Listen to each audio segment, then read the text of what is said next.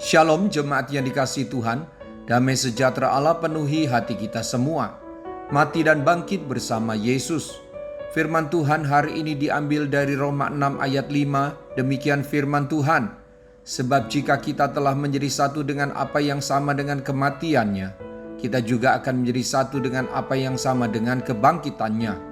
Keserupaan hidup orang Kristen dengan Tuhan Yesus Kristus dinyatakan melalui dua hal yang esensi dalam doktrin Kristen, yaitu keserupaan dengan kematian Yesus Kristus dan keserupaan dengan kebangkitan Yesus Kristus. Keserupaan dengan kematian Yesus Kristus artinya umat Kristen wajib mati bagi dosa, mati terhadap segala nafsu dosa. Dengan cara itulah kita tahu bahwa kita bersekutu dalam penderitaannya. Keserupaan dengan kebangkitan Yesus Kristus artinya umat Kristen wajib menunjukkan perubahan perilaku yang baru.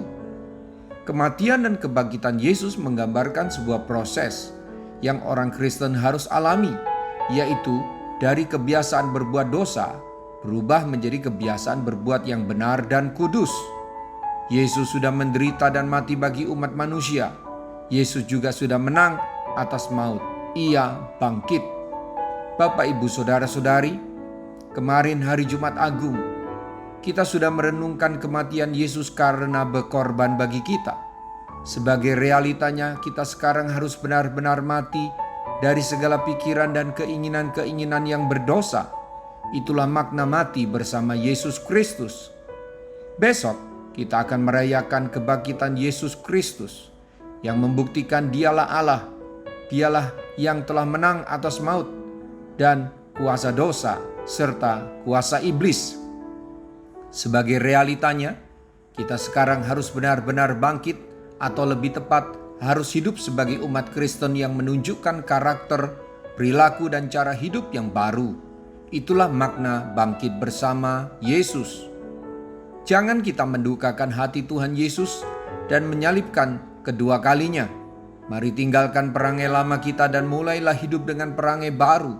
Buktikan Yesus di dalam kita. Jumat Agung dan Paskah, yaitu kematian dan kebangkitan Yesus, jangan hanya menjadi monumen perjuangan Yesus buat manusia, tetapi jadikan sebagai motivasi, sebagai pendorong, sebagai dasar diri kita hidup dalam kebenaran dan pergi memberitakan siapa Yesus yang ada di dalam kita. Puji Tuhan, kita menang atas dosa dan hidup serupa dengan Yesus. Itulah promosi kekristenan yang dahsyat untuk dunia ini. Mari kita berdoa. Tuhan Yesus, saya mengakui Engkau Tuhan dan Raja yang sudah mati dan pada hari ketiga bangkit, serta akan datang kembali sebagai Raja segala raja dan Hakim yang adil. Saya mau terus hidup dalam kebenaran sebagai umat yang telah Engkau tebus dan Engkau benarkan. Saya bersyukur menyembah Allah yang hidup, bukan yang mati. Saya siap menjadi saksi kebangkitan-Mu, yaitu kebangkitan-Mu di dalam hati saya. Jadilah terus sebagai penguasa tunggal dalam hidup saya, ya Tuhan. Jadilah seperti yang Engkau mau. Dalam nama Tuhan Yesus, haleluya, amin. Sampai jumpa Senin dengan suara gembala, firman Allah yang hidup. Tuhan Yesus memberkati.